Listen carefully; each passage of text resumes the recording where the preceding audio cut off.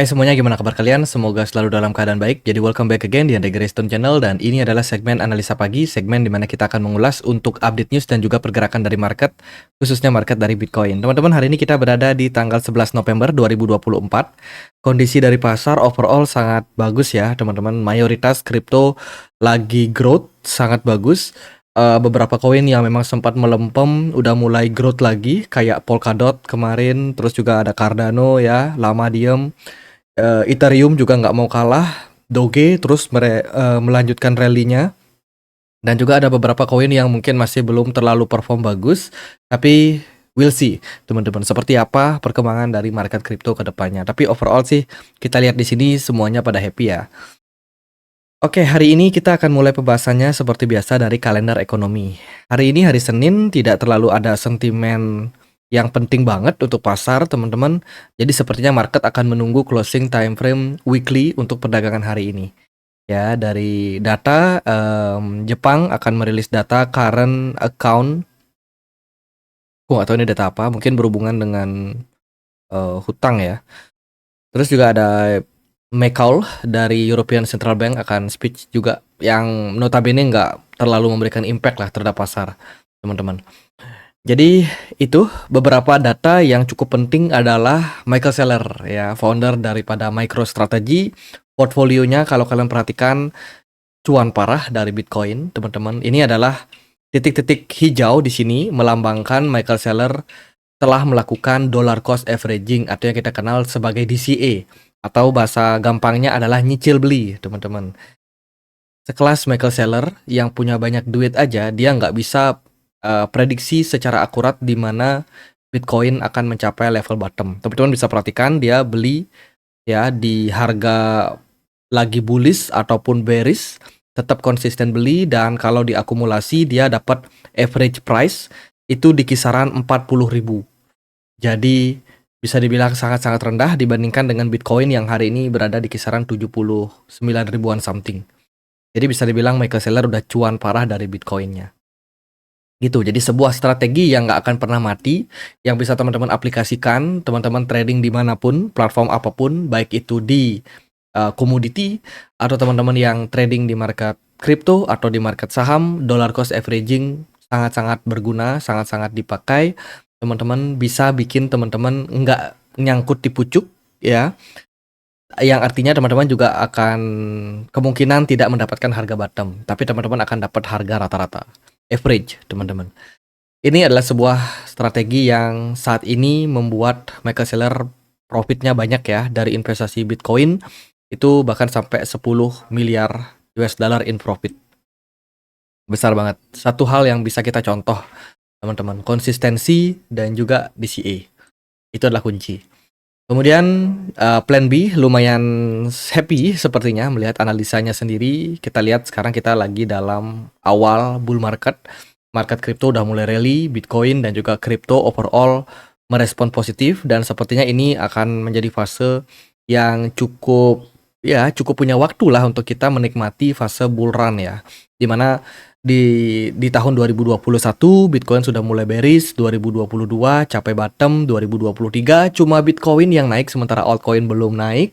2024 ternyata adalah momentum untuk altcoin mengalami rally, meskipun momentumnya itu baru ada di bulan November sampai Desember. Tapi ini merupakan sebuah poin yang bagus. Sebenarnya menurut saya sendiri, kita bisa abaikan apa yang ditulis ya oleh oleh plan B, tapi kita bisa berpatok aja pada mereka punya chart, mereka punya data, teman-teman. Kalau kita perhatikan, ketika Bitcoin mengalami titik-titik merah, itu adalah fase-fase awal di mana Bitcoin itu bakalan rally. Semakin warnanya mengarah ke arah kuning, ya nanti merah akan berubah menjadi orange. Nah, kuning itu teman-teman udah harus hati-hati, karena biasanya itu bisa jadi potensial level top ya, yang setelah itu market kemungkinan bakalan koreksi rontok, teman-teman. Jadi jangan FOMO ketika fasenya sudah kuning. Kalau sekarang fasenya masih merah, ini adalah indikasi yang bagus untuk pasar mengalami rally. Kira-kira pergerakan Bitcoin akan rally ke level berapa? Kalau kita lihat kemarin sempat sentuh 80.000. Itu sangat-sangat cepat ya dicapai pada Bitcoin. Jadi kita akan lihat seperti apa kondisi dari market kripto. Semoga yang udah bersabar lebih kurang mungkin 3 sampai 2 tahun ya nyangkut. Teman-teman yang ngikutin channel ini aku tahu persis banyak yang memang sudah masuk di 2 tahun lalu ya, baru beli ketika bear market teman-teman, tapi tetap percaya kalau kripto akan naik. Semoga teman-teman bisa memperoleh cuan. Oke, kemudian ada satu yang aku sedikit pantau, ini dari walletnya Arthur Hayes ya, salah satu founder dari BitMEX, salah satu exchange, dan juga dia aktif dalam menulis ya artikel-artikel untuk market kripto. Dia punya total aset kekayaan dari kripto itu sekitar 5,6 juta US dollar, lumayan banyak, di mana dia itu banyak invest di Ethereum. Ini menurut Arkham Intelligence ya, aku nggak tahu dia punya wallet yang lain, tapi ini dari satu wallet yang kita bisa perhatikan. Nah, yang menarik adalah adanya transaksi Wintermute sama Arthur Hayes. Ada apa nih? Apakah Arthur Hayes punya aliansi di Wintermute? Nah, buat teman-teman yang belum tahu, Wintermute ini adalah salah satu market maker di pasar kripto.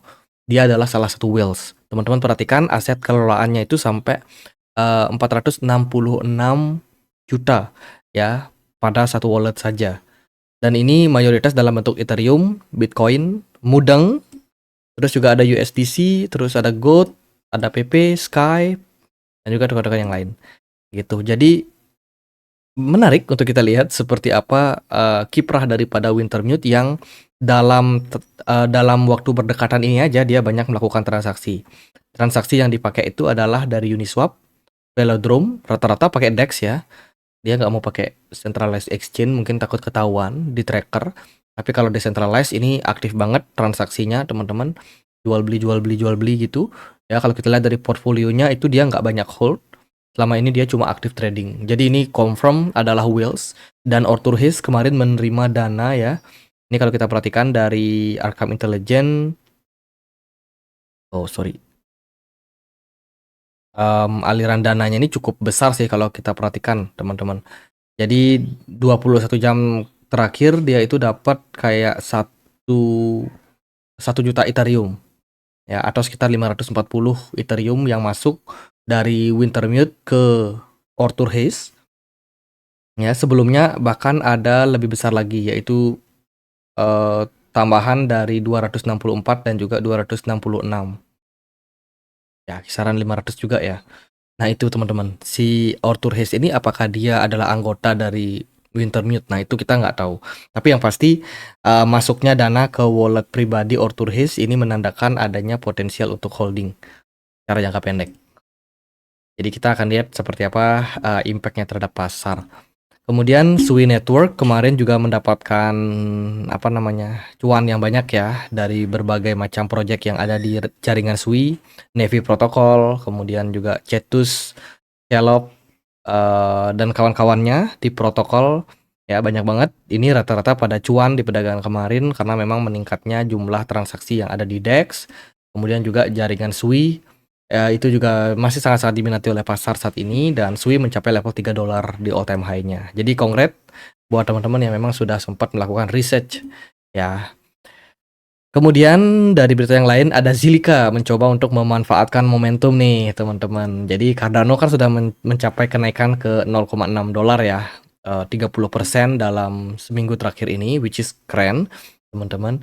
Dan Zilliqa di Twitternya dia coba untuk catut-catut nih nama Zilliqa. Gimana kalau nanti mereka bikin koneksi bridge ke jaringan Cardano dan juga Zilliqa. Ini akan bikin transaksinya akan lebih besar. Ini kayaknya Zilliqa mencoba untuk pom-pom harga tokennya teman-teman. Oke, semoga berhasil. Kita akan lihat seperti apa kondisi dari pasar saat ini, teman-teman. Jadi Bitcoin overall bagus banget di perdagangan kemarin, dia melonjak signifikan. Aku nggak expect sebenarnya, jujur aja. Ya hari Minggu aku pikir market bakalan slow, tidak terlalu banyak aktivitas. Ya seperti pada weekend-weekend sebelumnya, teman-teman. Tapi ternyata kemarin itu ada sesuatu yang sangat menarik. Volume perdagangannya sangat bagus, sangat tinggi ya. Pergerakan smart money pun juga lebih aktif daripada 2 minggu terakhir. Pada Bitcoin ya, ini menunjukkan bahwa minat dari pasar saat ini lumayan bagus sih untuk untuk market kripto, teman-teman. BTC Dominance juga yang sebelumnya sudah turun, sekarang udah mulai mengalami kenaikan ke 1,38%.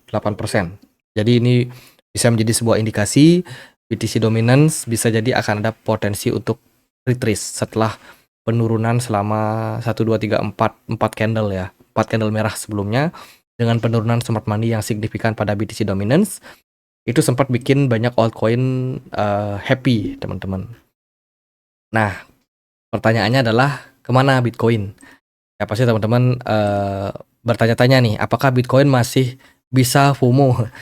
Apakah kita masih bisa FOMO di Bitcoin atau di kripto?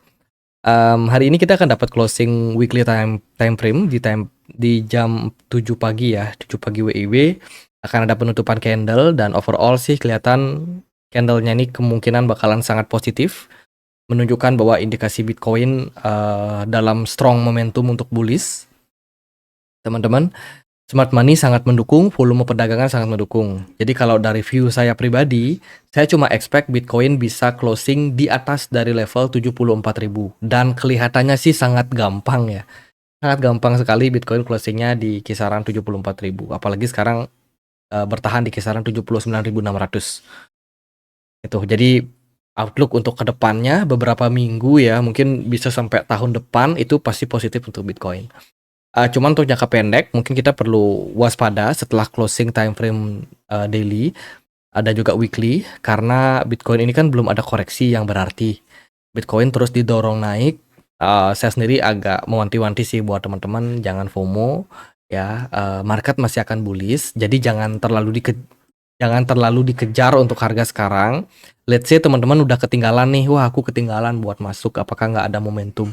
Pasti ada. Nanti pasti akan ada fase di mana Bitcoin akan mengalami koreksi. Cuman untuk saat ini kita masih belum melihat Bitcoin ini menunjukkan pembalikan arah. Justru trennya masih sangat-sangat bagus. Kalau teman-teman misalkan berniat untuk masuk pasar Bitcoin ataupun altcoin yang lain ya, mumpung altcoin juga masih banyak yang murah, gitu, teman-teman bisa tunggu sampai ada koreksi ya. Koreksi mungkin membutuhkan waktu sampai seminggu atau mungkin paling cepat itu biasanya 3 hari lah kalau misalkan ada koreksi pada market. Nah, manfaatkan aja ketika ada momentum koreksi, teman-teman pantau pasar setiap hari ya. Kalau ada momentum masuk ya masuk aja teman-teman. Gitu. Jadi nggak perlu FOMO juga ya beli di harga sekarang. Atau kalau teman-teman memang nggak bisa menahan diri, kan setiap orang self controlnya berbeda. Mungkin teman-teman FOMO nggak bisa menahan diri, ya udah misalkan teman-teman punya capital ya dari 100% modal yang kalian miliki untuk beli kripto, itu bisa pakai 10% atau 20% aja buat sekedar masuk aja. Kalau nanti cuan ya udah teman-teman naik misalkan 5%, 7% teman-teman mau jual ya bisa. Atau teman-teman mungkin yang ketika beli ternyata harganya malah turun, masih ada 80% lagi yang bisa teman-teman DCA ke depan, average ke depan. Jadi dengan begitu teman-teman lebih terhindar dari yang namanya nyangkut. Ya, karena sekali lagi yang namanya kebiasaan orang berbeda, ketahanan iman apa ya namanya. Ya intinya adalah self control dari setiap orang itu berbeda. Jadi mungkin kalau nasihat-nasihat seperti jangan FOMO itu mungkin nggak bisa diterima ya. Ya itu solusinya adalah DCA. Jadi pinter-pinter atur money management kalian. Itu sih menurut saya untuk sekarang sih positif aja untuk market. Kalau dari saya masih hold ya, rata-rata aset saya masih saya hold, belum ada saya jual atau TP karena saya melihat indikasinya masih sangat bagus. Saya lebih kayak berpatokan pada swing trading aja sih teman-teman.